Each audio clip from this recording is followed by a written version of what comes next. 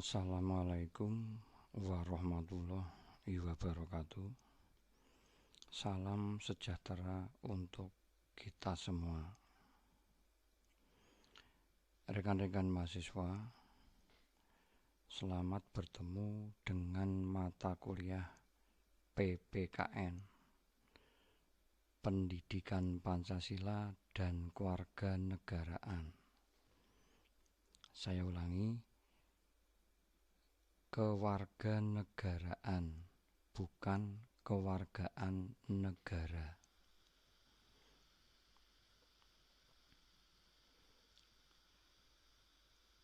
Bagi rekan-rekan mahasiswa baru, selamat bergabung dengan Universitas Amikom Purwokerto dan selamat berjuang.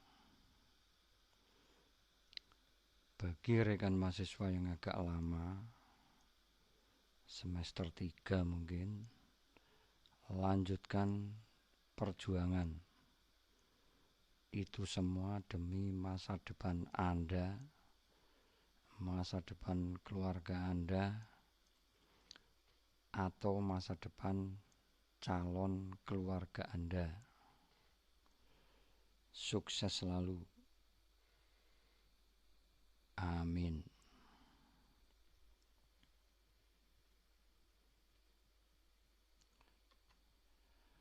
Untuk PPKN kelas Anda ini, rekan-rekan akan ketemu dengan saya. Itu orangnya. Jangan terkecoh dengan kondisi sekarang. Itu diambil beberapa tahun yang lalu. Kalau kondisi sekarang jelas wis tambah tua. Ketemu dengan saya, Untung Wiyana. Untung Wiyana. Nomor kontak saya 081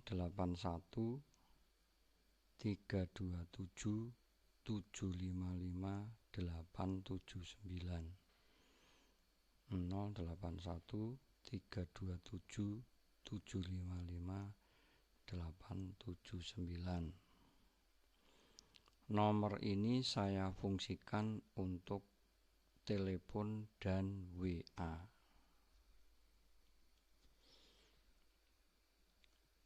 Alamat email saya utgwyn@gmail.com utgwyn@gmail.com.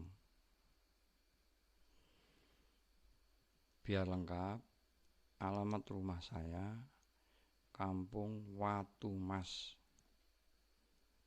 Jalan Watusari, Gang Pisang nomor 06, RT 09, RW 04, Purwanegara, Purwokerto Utara.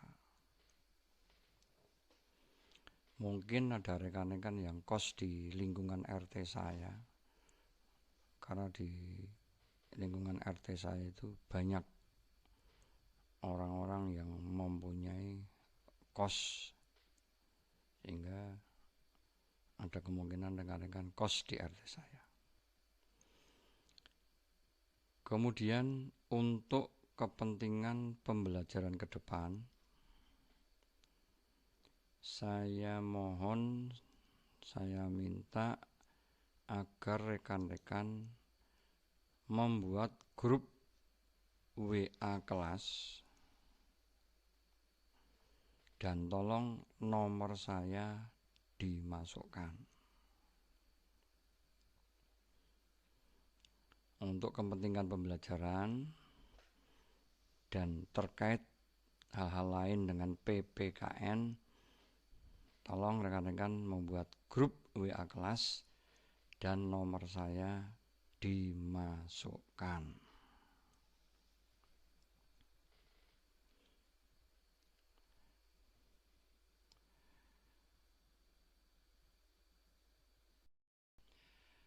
Pada PPKN pertemuan pertama ini kita akan membahas 3 hal, yaitu orientasi umum mata kuliah,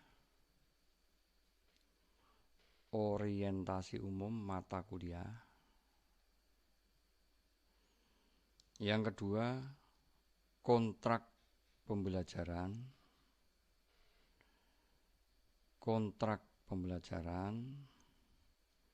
dan yang ketiga adalah diskusi.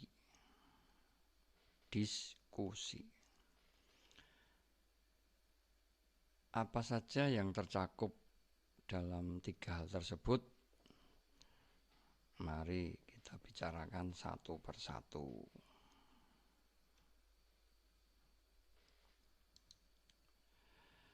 Yang pertama, bahasan tentang orientasi umum mata kuliah. Di situ mencakup 9 hal, 9 pokok. Yang pertama, bobot mata kuliah.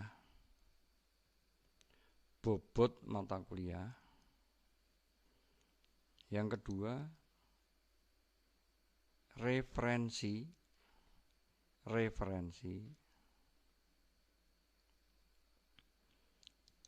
Yang ketiga, harapan akhir.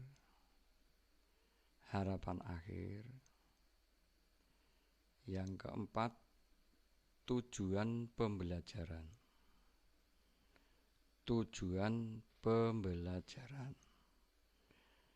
Yang kelima, kompetensi.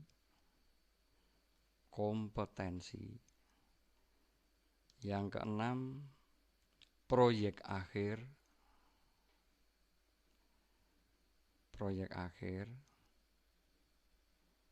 Yang ketujuh, materi.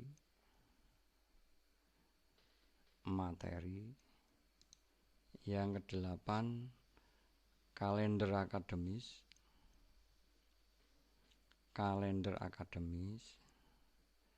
Dan yang kesembilan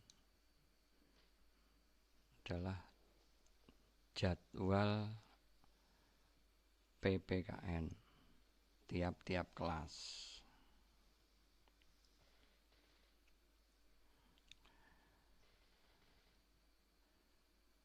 Kita lanjut.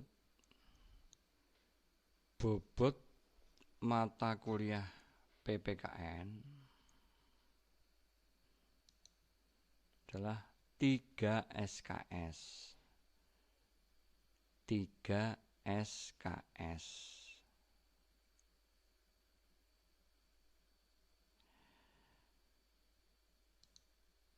3 SKS itu kita akan jalani dalam 16 pertemuan.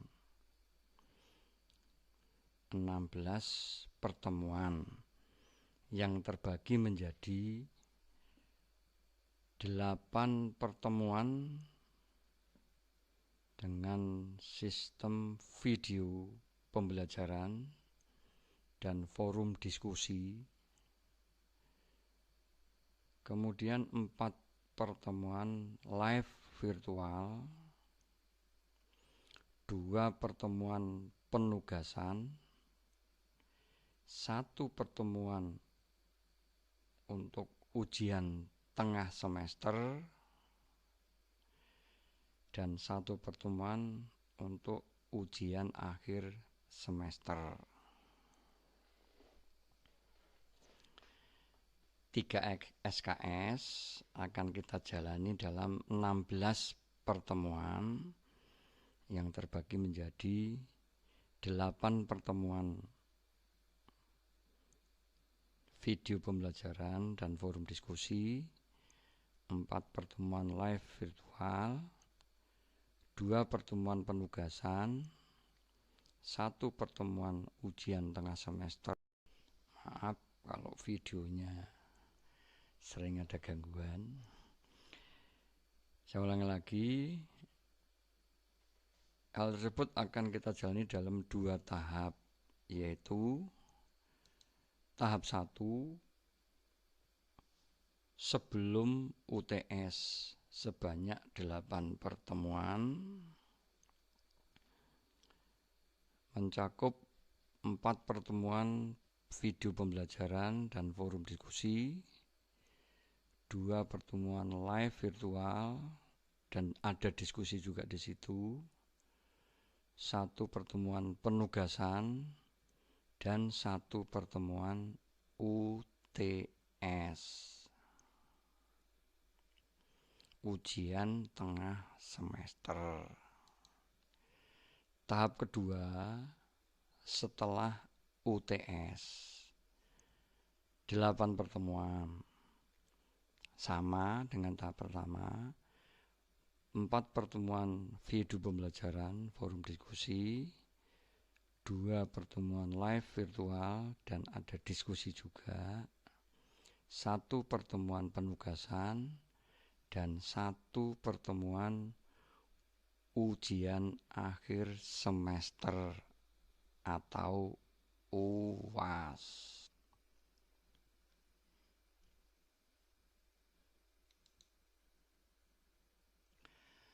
Adapun yang saya gunakan sebagai referensi utama mata kuliah ini adalah buku modul kuliah kewarganegaraan dari Kementerian Pendidikan dan Kebudayaan Republik Indonesia, dan saya tambah dengan referensi lain yang mendukung.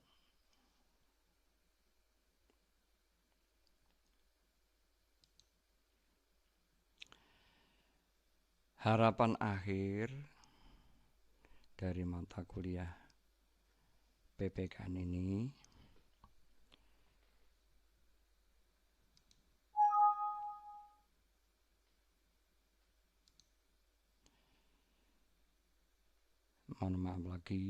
harapan akhir dari mata kuliah PPKN ini,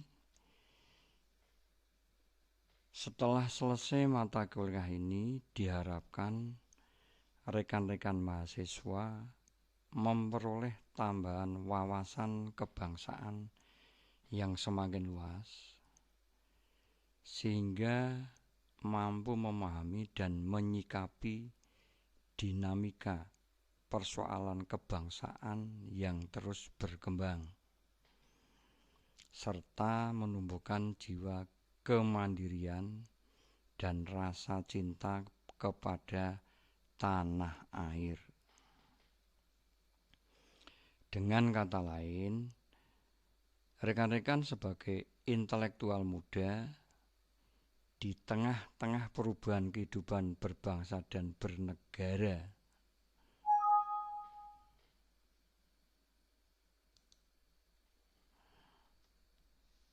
di tengah-tengah perubahan kehidupan berbangsa dan bernegara, yang dengan pengetahuan kebangsaan yang rekan-rekan miliki, maka rekan-rekan mahasiswa akan mempunyai sikap yang mandiri dan akan selalu mempunyai rasa cinta kepada tanah air kita, Indonesia.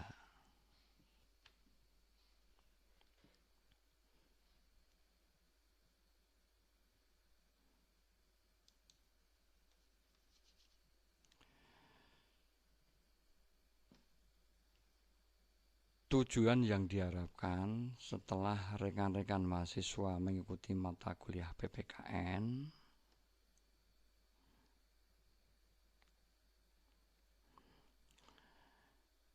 antara lain, rekan-rekan bisa mengembangkan sikap dan perilaku kewarganegaraan yang mengapresiasi nilai-nilai moral, etika, dan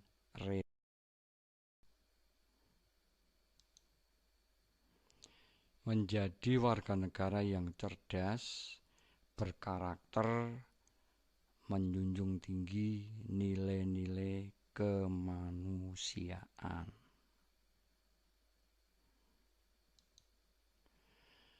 Menumbuh kembangkan jiwa dan semangat nasionalisme dan rasa cinta tanah air.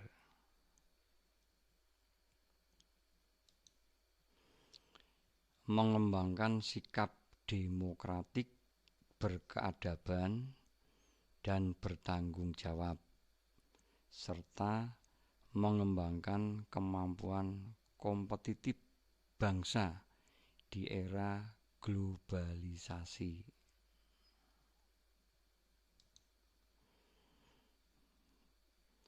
Dan menjunjung tinggi nilai-nilai keadilan.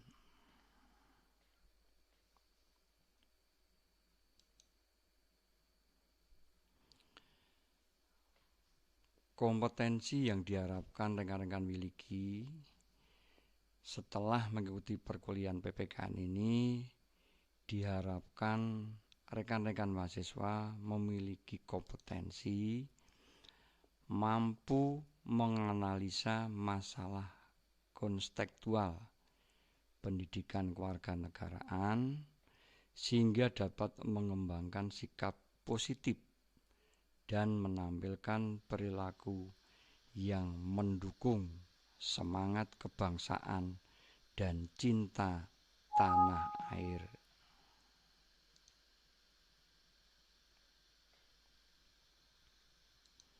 Yang kedua, mampu menganalisis masalah kontekstual PKN sehingga dapat mengembangkan sikap positif dan menampilkan perilaku yang mendukung demokrasi berkeadaban.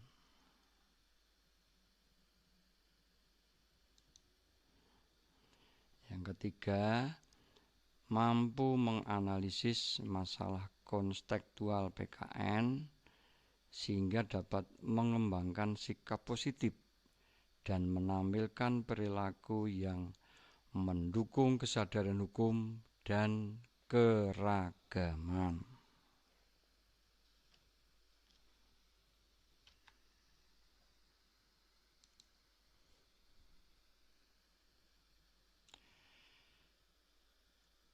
Pada proyek akhir ini, rekan-rekan diminta untuk membuat rencana aksi. Aksi apa, kegiatan apa yang akan rekan-rekan lakukan atau rekan-rekan kerjakan dalam rangka mengimplementasikan, melaksanakan, menerapkan, atau mempraktekkan nilai-nilai Pancasila. Apa yang akan rekan-rekan lakukan, baik di lingkungan kampus maupun di lingkungan tempat tinggal, apakah itu di rumah atau di tempat kos.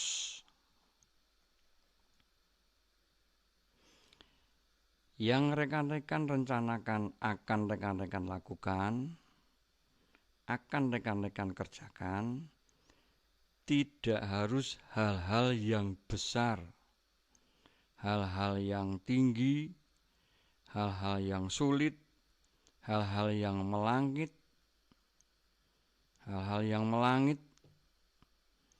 yang nantinya malah tidak bisa rekan-rekan laksanakan. Tetapi cukup hal-hal yang dekat dengan kehidupan kita sehari-hari. Bahkan mungkin sudah rekan-rekan lakukan setiap hari. Hal-hal yang kelihatannya sederhana, kecil, tetapi pasti bisa rekan-rekan laksanakan Pada pertemuan yang akan datang akan kita bahas tentang nilai-nilai Pancasila tersebut. Adapun proyek akhir tersebut menggunakan format sederhana sebagai berikut.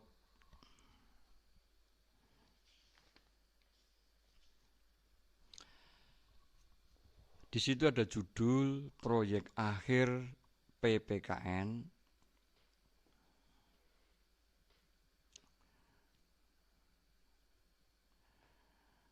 rencana aksi implementasi nilai-nilai Pancasila.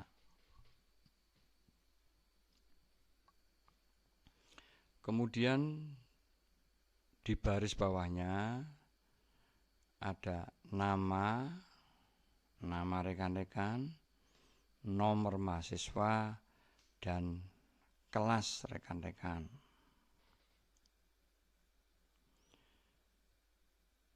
Kemudian kolom-kolom yang ada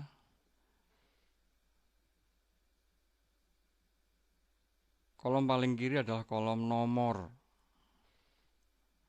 Di situ rekan-rekan isi 1 sampai dengan 5 sesuai dengan jumlah sila dalam Pancasila.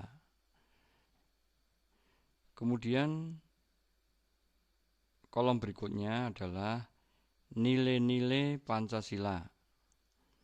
Dengan pengertian adalah nilai-nilai yang terkandung dalam tiap-tiap sila Pancasila, di mana sila pertama mengandung nilai religius, sila kedua mengandung nilai kemanusiaan, sila ketiga mengandung nilai persatuan bangsa, sila keempat mengandung nilai kerakyatan, dan sila kelima mengandung nilai keadilan sosial. Di situ sudah tertulis nilai-nilai yang terkandung dalam sila-sila Pancasila. Kemudian rekan-rekan harus mengisi apa rencana aksi atau apa yang akan rekan-rekan lakukan dalam mengimplementasikan nilai-nilai tersebut. Misalkan nilai religius, apa yang akan Anda kerjakan di kampus?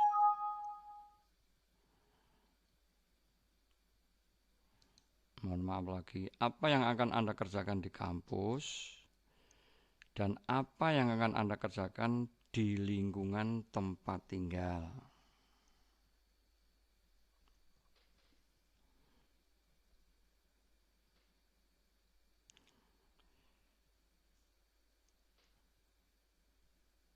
Sekali lagi, silakan Anda isi kegiatan yang betul-betul bisa Anda kerjakan secara nyata.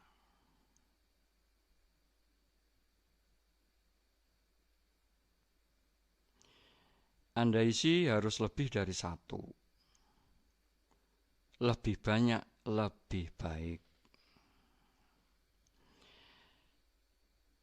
Pada kolom keterangan boleh dikosongkan atau bisa diisi menurut rekan-rekan apa yang perlu diisikan di situ.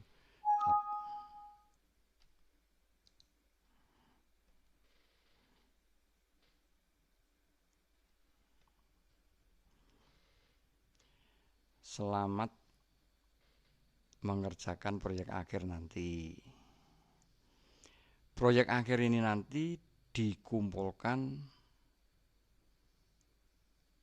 kira-kira 2 minggu sebelum ujian akhir semester, sehingga mengerjakannya bisa pelan-pelan. Hal-hal yang betul-betul nyata bisa Anda kerjakan, bukan sesuatu yang tidak bisa dikerjakan. Ini harus betul-betul real bisa dikerjakan. Itu proyek akhir. Saya ulangi, cakupan ketujuh adalah materi. Di sini saya bagi per minggunya. Minggu pertama atau pertemuan sekarang ini adalah orientasi umum. Orientasi umum mata kuliah mencakup penjelasan umum materi, kontrak belajar, dan diskusi.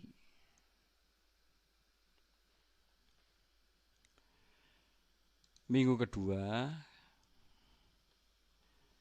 kita akan membahas bab 1, yaitu PPKN sebagai mata kuliah pengembangan kepribadian.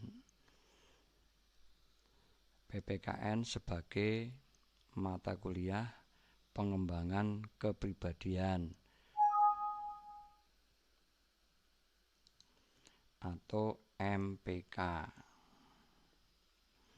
mencakup latar belakang dan tujuan pembelajaran PPKN di perguruan tinggi dan nilai-nilai Pancasila sebagai orientasi PKN.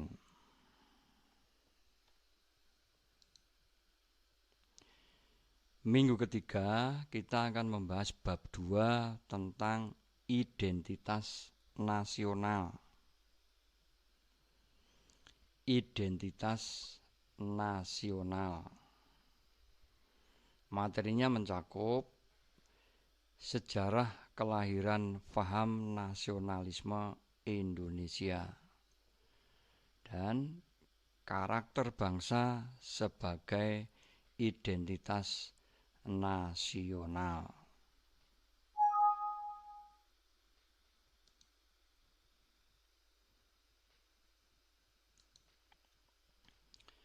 Minggu keempat kita akan membahas bab 3 tentang negara dan konstitusi.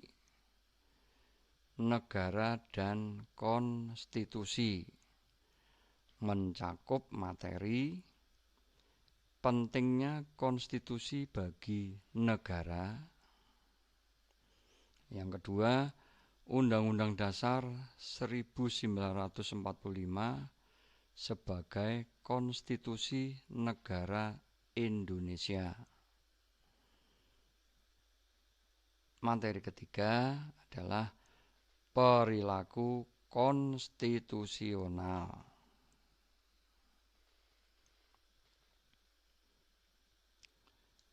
Minggu kelima kita akan membahas bab 4.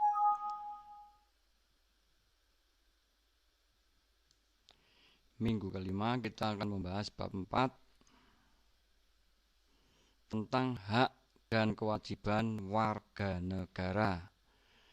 Hak dan kewajiban warga negara mencakup materi hak dan kewajiban warga negara. Yang kedua, pelaksanaan hak dan kewajiban warga negara. Dan kita semua ini adalah warga negara.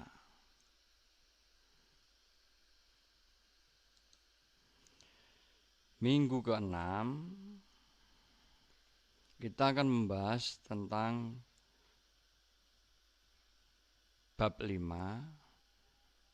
mengenai demokrasi Indonesia.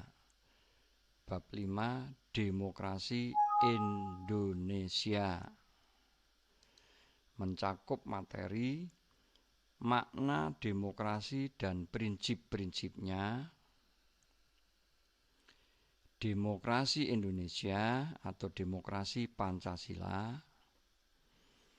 pelaksanaan demokrasi di Indonesia, dan pendidikan demokrasi.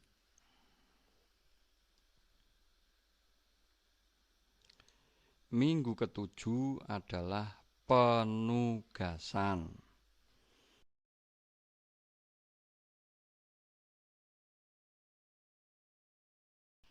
Dan minggu ke-8 adalah ujian tengah semester atau UTS.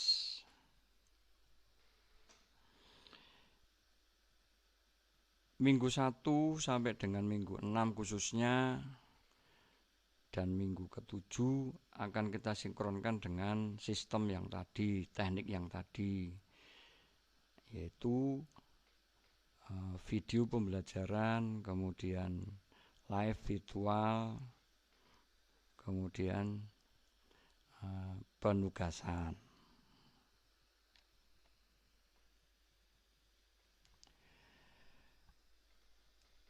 Rekan-rekan, dalam mensikapi ujian tengah semester atau UTS, ada hal-hal yang perlu diperhatikan. Antara lain, usahakan ikut ujian. Penuhi, lengkapi persyaratan ujian jauh-jauh hari sebelum ujian.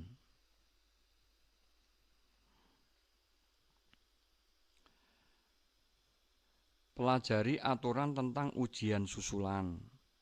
Kasus-kasus apa yang bisa mengajukan ikut ujian susulan seandainya terpaksa rekan-rekan tidak bisa ikut ujian pokok. Kasus-kasus apa yang bisa ikut ujian susulan dan bagaimana cara mengajukan ujian susulan. Pelajari betul itu. Jangan sampai rekan-rekan terpaksa tidak ikut ujian dan tidak bisa mengikuti juga ujian susulan karena ketidaktahuan rekan-rekan. Dalam hal terkait ujian susulan, dosen tidak mempunyai kewenangan. Kemudian dalam menjawab ujian, jawaban soal ditulis dengan tulisan yang mudah dibaca oleh umum. Jangan mudah dibaca oleh diri sendiri yang menulis. Jangan melakukan hal-hal larangan dalam ujian. Dari jawaban maupun tampilan fisik kertas jawaban ujian, jangan sampai mengesankan mahasiswa tidak sungguh-sungguh dalam menjawab soal, bahkan cenderung melecehkan. Kalau sampai terjadi seperti ini, Anda pasti akan merugi.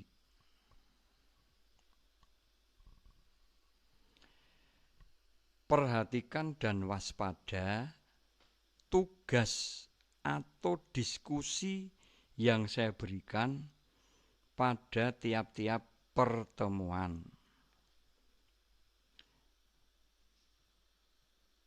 Perhatikan dan waspadai tugas-tugas atau diskusi yang saya berikan di tiap-tiap pertemuan. Mohon maaf, kembali ke atas tentang penugasan. Penugasan di sini yang dimaksud adalah penugasan di luar proyek akhir yang sudah kita bahas di atas. Sekali lagi, penugasan yang ada di sini ini di luar penugasan proyek akhir yang sudah kita bahas di atas.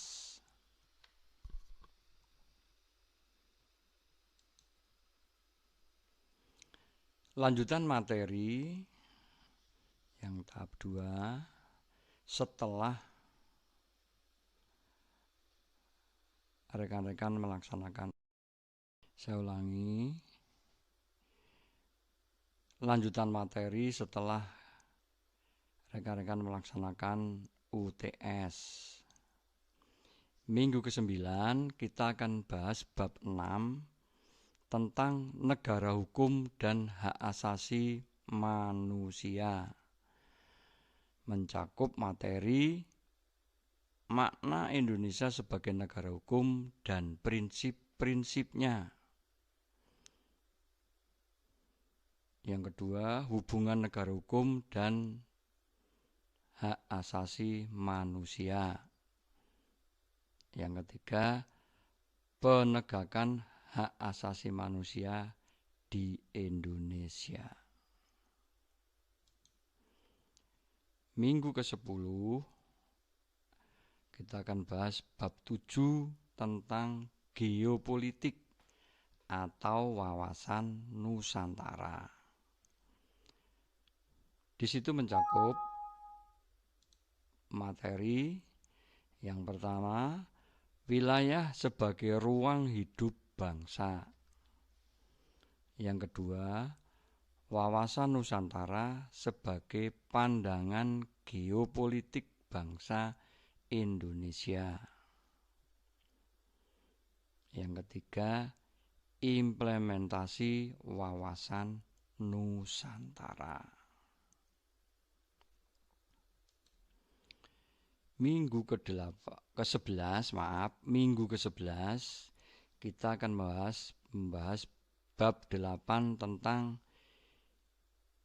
geostrategi Indonesia atau ketahanan nasional. Materinya yang pertama, unsur-unsur ketahanan nasional Indonesia. Yang kedua, pendekatan Astagatra dalam pemecahan masalah.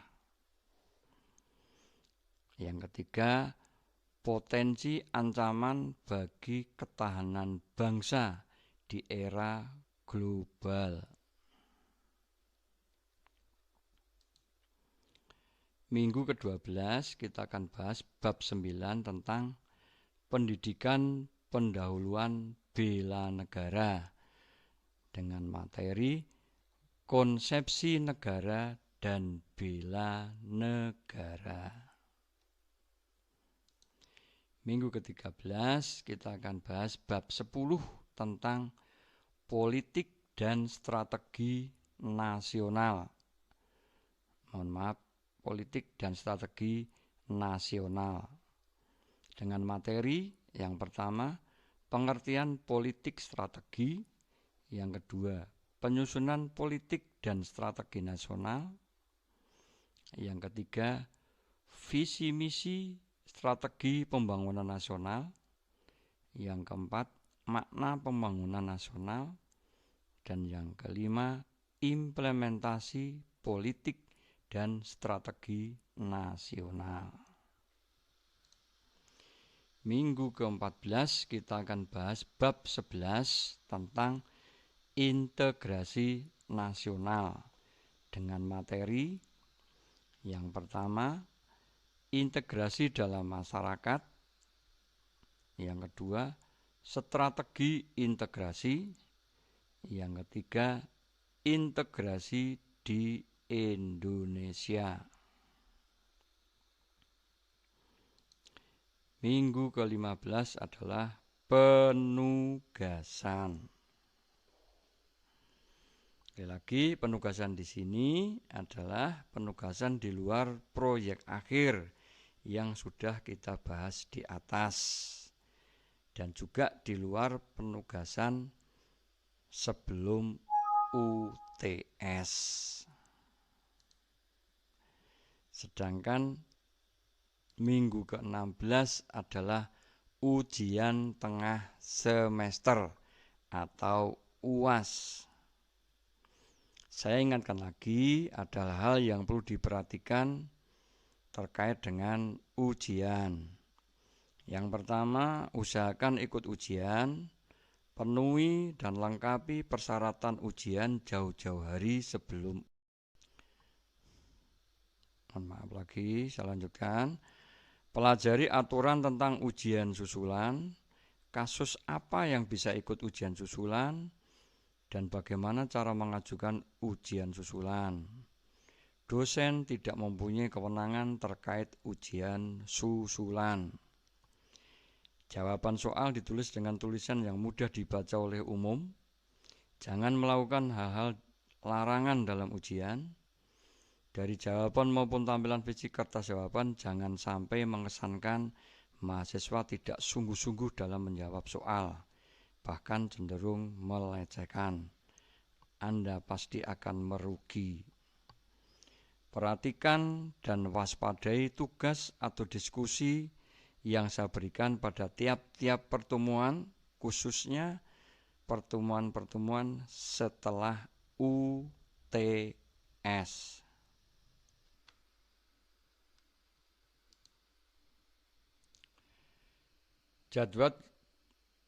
Jadwal kuliah yang sudah disusun oleh universitas, saya yakin rekan-rekan sudah sangat tahu sebagai berikut. Kelas informatika IF 20S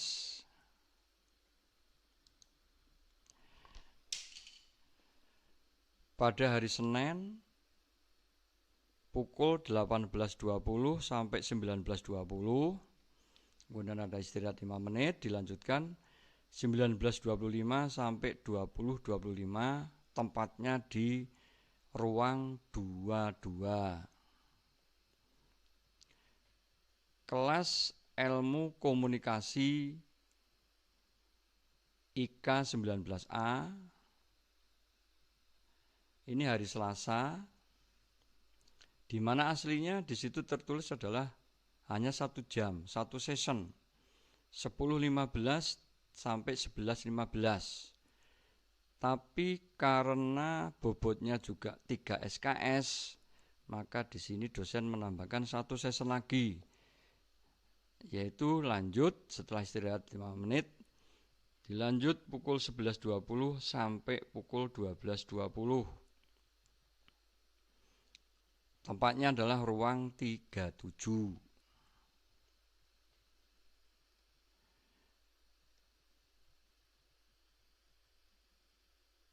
Kelas informatika IF 20E hari Selasa,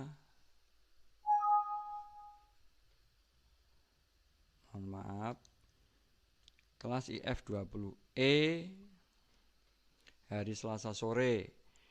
Session pertama 14.05 sampai 15.05, lanjut 15.10 sampai 16.10. Tepatnya di ruang 23. Kelas teknologi informasi TI 20B hari Jumat siang pukul 13.00 sampai 14.00, istirahat 5 menit, dilanjut 14.05 sampai 15.05. Tempatnya di ruang 31. Teknologi informasi kelas TI 20A hari Jumat sore 15.10 sampai 16.10. Kemudian istirahat, sholat asar, dilanjut 16.40 sampai 17.40. Tempatnya di ruang 31.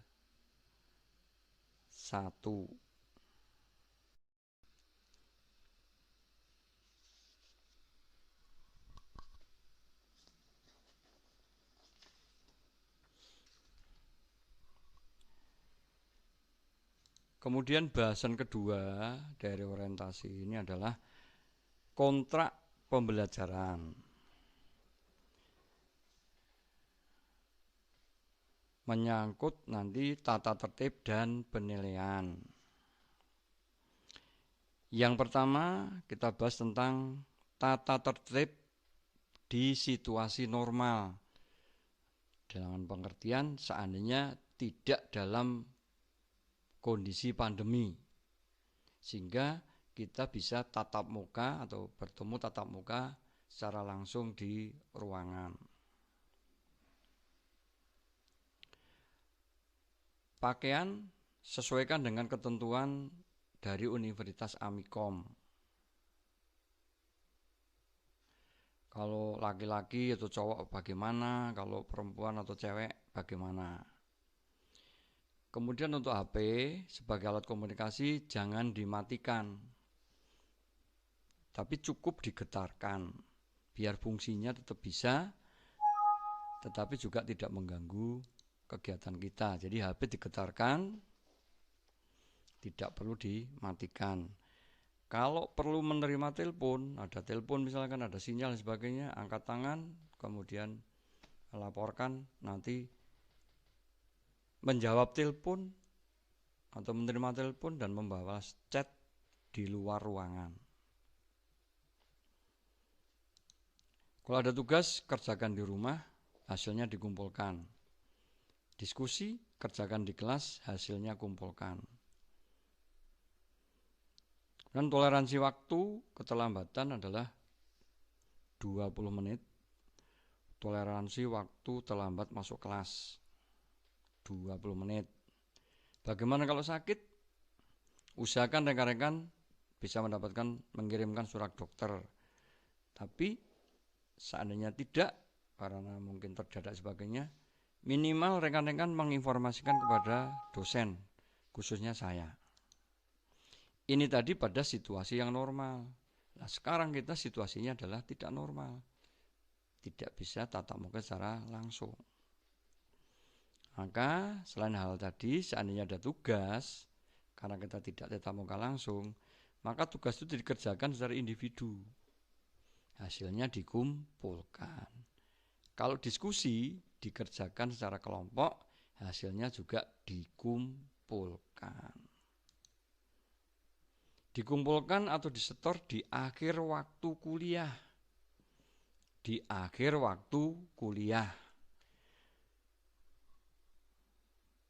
Kiriman hasil rekan-rekan tersebut, karena pasti di situ ada identitas rekan-rekan, sekaligus sebagai dasar pembuatan persensi rekan-rekan.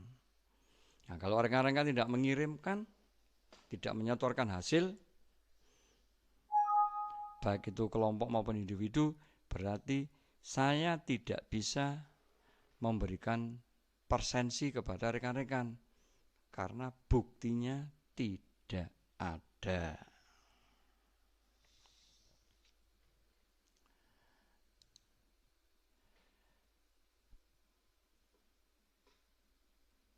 Kemudian berikutnya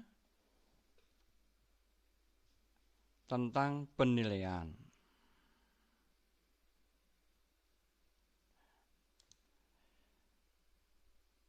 Nilai dibagi menjadi 7 rentangan berdasarkan paparan dari Ketua Bagian Pengajaran Universitas Amikom. Yang pertama, rentangan nilai angka 80 sampai dengan 100.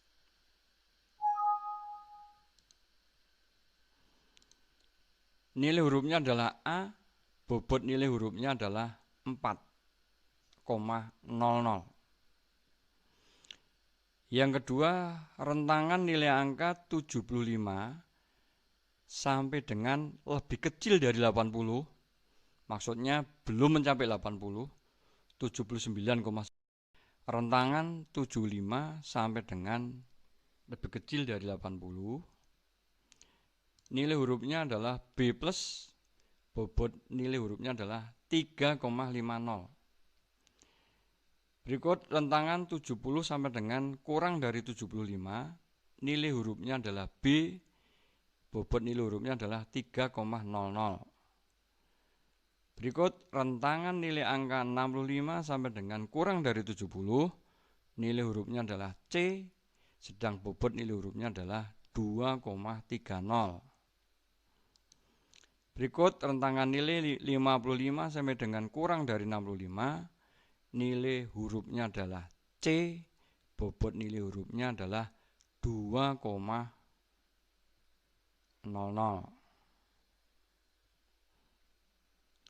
Saya ulangi, naik lagi. Rentangan nilai angka 65 sampai dengan kurang dari 70. Nilai hurufnya adalah C plus, bobot nilai hurufnya adalah 2,30. Rentangan nilai angka 55 sampai kurang dari 65. Nilai hurufnya adalah C, bobot nilai hurufnya adalah 2,00. Rentangan nilai angka 40 sampai dengan kurang dari 55. Nilai hurufnya D, bobot nilai hurufnya 1,00. Nilai angka 000 sampai dengan kurang dari 40. Nilai hurufnya E, bobot nilai hurufnya 0.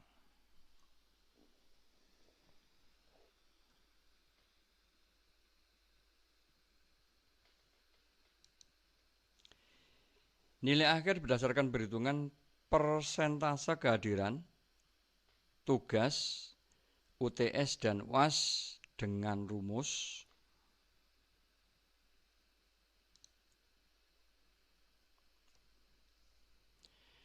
persentase kehadiran dikalikan 15 ditambah nilai tugas dikalikan 15 ditambah nilai ujian dikali 70 kemudian dibagi 100. Jadi di sini kalau Anda pernah tidak masuk, otomatis akan berpengaruh kepada nilai akhir Anda. Syarat dan ketentuan universitas berlaku, maksudnya ketentuan dari universitas menjadi acuan utama dan menjadi pedoman.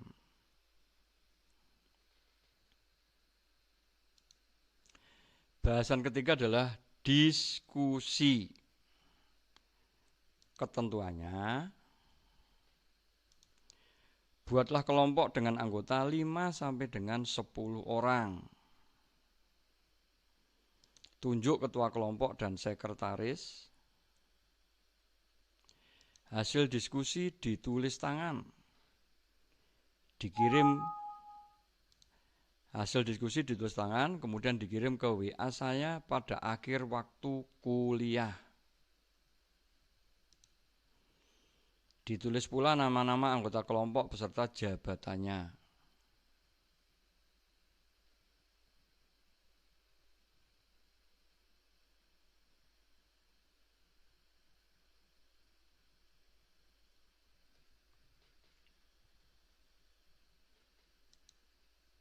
Selamat berdiskusi.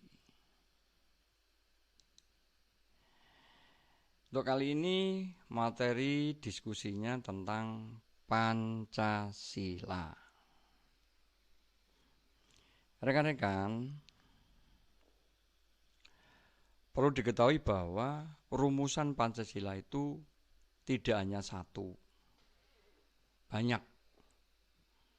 Tetapi Pancasila sebagai dasar negara, Pancasila yang dianggap sebagai dasar negara, rumusannya adalah satu.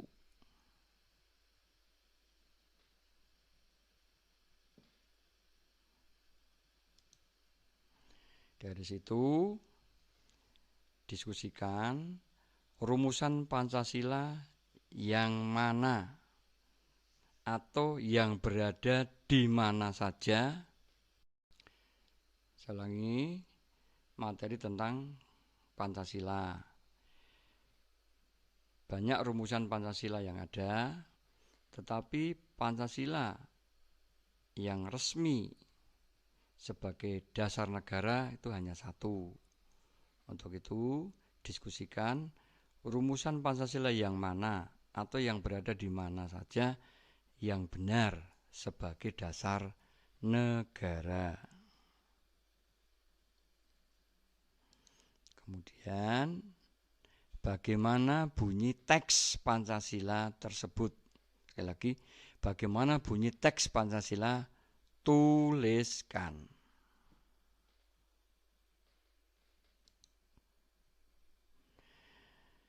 Selamat berdiskusi. Terima kasih. Wassalamualaikum warahmatullahi wabarakatuh. Mohon maaf seandainya videonya tidak lancar sehingga agak menghambat konsentrasi rekan-rekan. Mudah-mudahan kedepannya bisa saya perbaiki. Sekali lagi mohon maaf. Terima kasih. Wassalamualaikum warahmatullahi wabarakatuh.